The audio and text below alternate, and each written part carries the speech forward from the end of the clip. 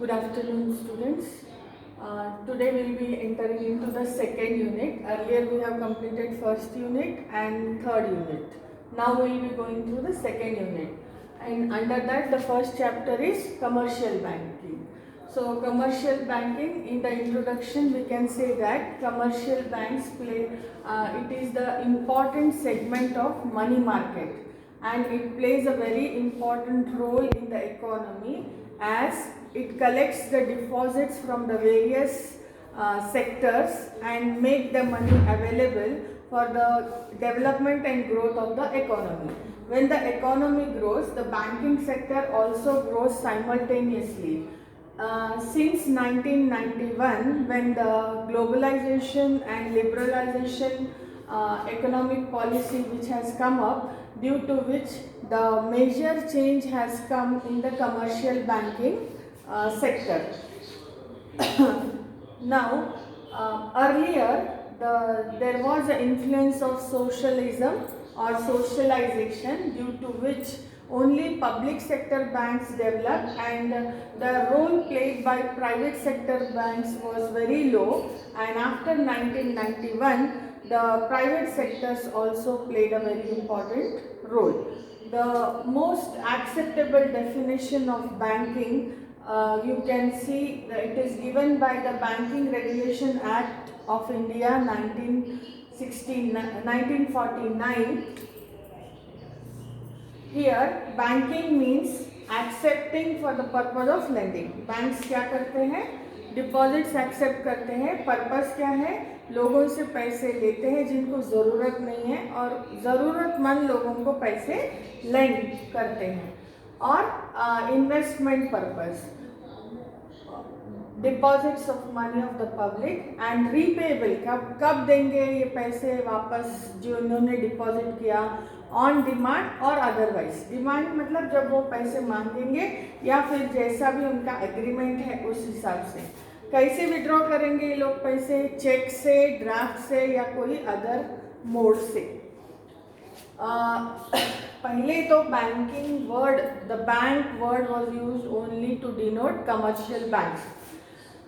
And afterwards, now one more thing, commercial banks, apart from accepting deposits and lending money or giving loans, it also provides certain various financial services for which they charge some amount in the form of interest, fees or discount or commission. Now we will be going through the characteristics of commercial banking. Characteristics of commercial banks. Under that first one, it is a commercial establishment. मतलब क्या है? The purpose is to earn profit and also provide certain financial services by charging them the some payment. तो मकसद है to earn profits. Then accepting deposits, क्या करती है ये? जिनको ज़रूरत नहीं है पैसों की, उनके पैसे बोरो करती है, मतलब डिपॉजिट के फॉर्म में लेती है. अच्छा, जब डिपॉजिट के फॉर्म में लेती है तो किस अकाउंट, कौन से अकाउंट्स खोल सकते हैं कस्टमर्स बैंक के साथ पैसा अपना जमा करने के लिए?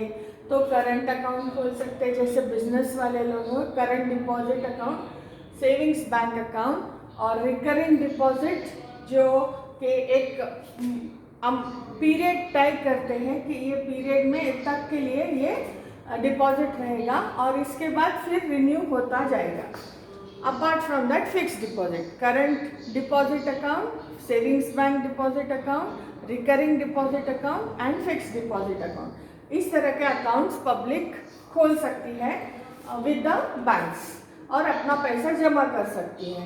रीपेमेंट बाय एक्सेप्टेड डिपॉजिट्स, जो भी डिपॉजिट्स एक्सेप्ट करें उनको रीपे भी करना होता है, या तो ऑन डिमांड या फिर जैसे भी टर्म्स एंड कंडीशंस पे डिसाइड हुआ उनको लिख के देना पड़ेगा कि I want to withdraw this money at this particular time, तभी उनको पैसा उनका वापस मिलेगा.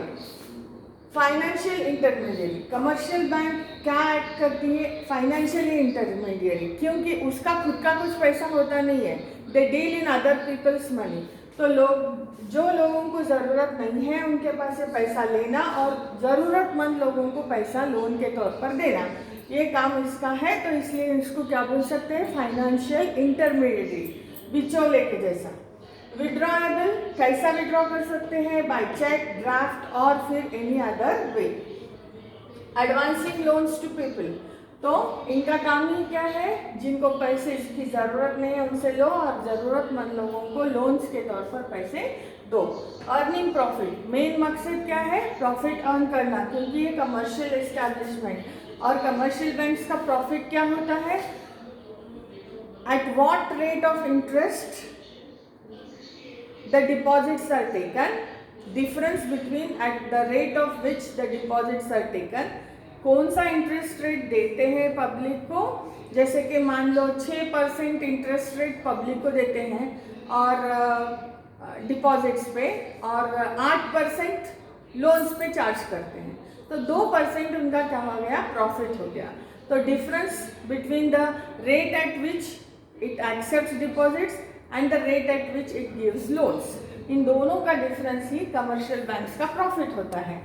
So thus we can conclude that banks borrow in order to lend and banks borrow in the form of deposits from the general public.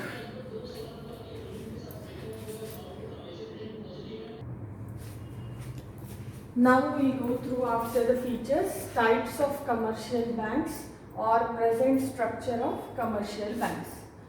First of all, the categorization of commercial banks is done into two, scheduled banks and non-scheduled banks. This is based on the scheduled banks, उसको बोलेंगे second schedule of the RBI Act 1934 में second schedule में इन banks का नाम है, इसलिए इनको बोलते हैं शेड्यूल्ड बैंक्स। और नॉन शेड्यूल्ड बैंक्स वो होते हैं सेकेंड शेड्यूल में इन बैंक्स का नाम नहीं है, तो उनको बोलते हैं नॉन शेड्यूल्ड बैंक्स। तो आरबीआई एक्ट 1934 शेड्यूल 2 में इनका नाम है, इसलिए बोलते हैं इनको शेड्यूल्ड बैंक्स। और शेड्यूल्ड बैंक बनने के लिए क्या कंडीशन है, कम से कम उनका कैपिटलाइजेशन होना चाहिए 5 lakhs, और आरबीआई का कंडीशन क्या सेटिस्फाई करना चाहिए कि इनके जो भी रूल्स एंड रेगुलेशंस हैं या टर्म्स ऑफ कॉन्ट्रैक्ट है वो डिपॉजिटर के फेवर में नहीं है। और जब भी शेड्यूल्ड बैंक बनेगा या तो कॉरपोरेशन या कंपनी टाइप ऑफ ऑर्गेनाइजेशन बनेगा या फिर cooperative society type of organisation बनेगा, और क्या नहीं बनेगा, पार्टनरशिप या सोल ट्रेडिंग कंसर्न के फॉर्म में नहीं बनना चाहिए, तो उसको बोलते हैं शेड्यूल्ड बैंक्स। और शेड्यूल्ड बैंक्स में Indian banks and foreign banks मिलाकर टोटल 297 शेड्यूल्ड बैंक्स हैं, और उसमें से पब्लिक सेक्टर बैंक्स कितने हैं, 223 पब्लिक सेक्टर बैंक्स हैं। इनका डोमिनेशन बहुत ज़्यादा है क्योंकि 82% of the deposits of scheduled bank is done by the public sector banks only, तो इनका बहुत ज़्यादा डोमिनेशन है, प्राइवेट सेक्टर का डोमिनेशन कम है। और नॉन शेड्यूल्ड बैंक्स के बारे में तो इनका तो नाम नहीं है second schedule of RBI act 1934 में, तो इसको बोलेंगे नॉन शेड्यूल्ड बैंक। अभी ये एक ही रह गया है, 1969 में नॉन शेड्यूल्ड बैंक्स कितने थे, 16 थे, लेकिन धीरे धीरे कर 97 तक एक ही बैंक रह गया। और इन नॉन शेड्यूल्ड बैंक्स को स्टैट्यूटरी रिजर्व रिक्वायरमेंट रखना पड़ता है, लेकिन ये आरबीआई के साथ डिपॉजिट करने की ज़रूरत नहीं है, जैसे कि शेड्यूल्ड बैंक्स को डिपॉजिट करने की ज़रूरत है। इनको आरबीआई के पास स्टैट्यूटरी रिक्वायरमेंट जमा करने की ज़रूरत नहीं है। और इनका शेयर डिक्लाइन होते गया नॉन शेड्यूल्ड बैंक का, जो एक कंपनी का या एक बैंक का रह गया था और लास्ट में ये नील हो गया, तो ऑलमोस्ट नॉन शेड्यूल्ड बैंक्स अब नहीं है 2000 में। अब हम लोग देखेंगे इंडियन बैंक्स क्या है। तो जो बैंक्स इंडिया में रजिस्टर होते हैं या इनकॉर्पोरेट होते हैं उनको बोलते हैं इंडियन बैंक्स। और इंडियन बैंक्स कमर्शियल बैंक्स का बहुत इम्पॉर्टेंट सेगमेंट है, और ये इंडियन बैंक्स पूरे इंडिया में हर नूक एंड कॉर्नर में आपको मिलेंगे। और इंडियन बैंक्स दो कैटेगरीज में डिवाइडेड है, पब्लिक सेक्टर बैंक्स और प्राइवेट सेक्टर बैंक्स।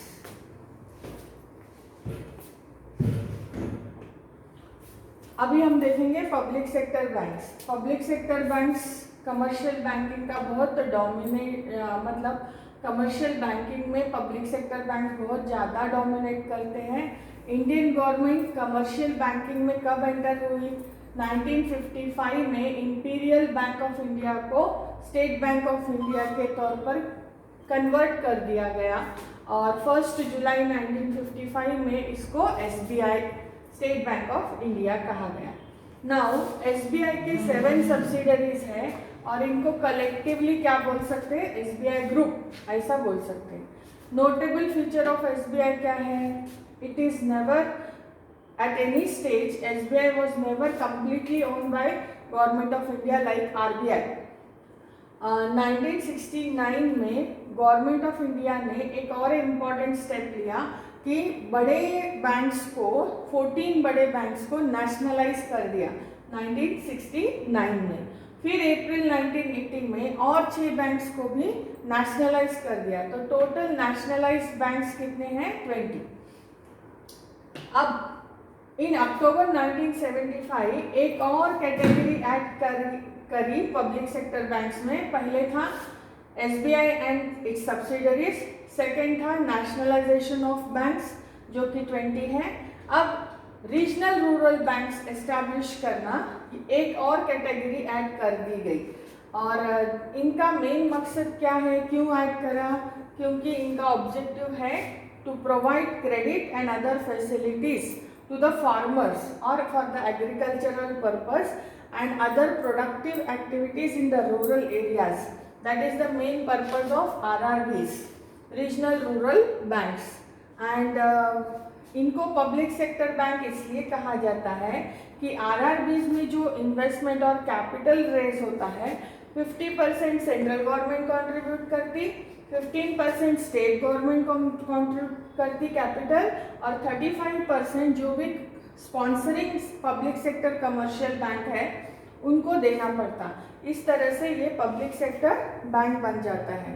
तो RRBs को कंट्रीब्यूट करने वाले कैपिटल कौन कौन है? सेंट्रल गवर्नमेंट भी है 50%, 15% स्टेट गवर्नमेंट और 35% जो भी sponsoring public sector commercial bank है वो।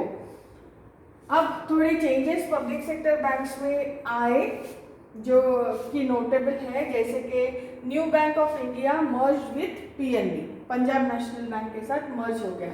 और oriental Bank of commerce first bank है जिसने पब्लिक इशू, पब्लिक के पास से पैसा लेना, पब्लिक को शेयर्स देकर पैसा रेज करना शुरू किया। और वैसे ही the steps of Oriental Bank of Commerce followed by other banks, other RRBs. And why this has been done? Because government never wanted to invest any money in the public sector banks.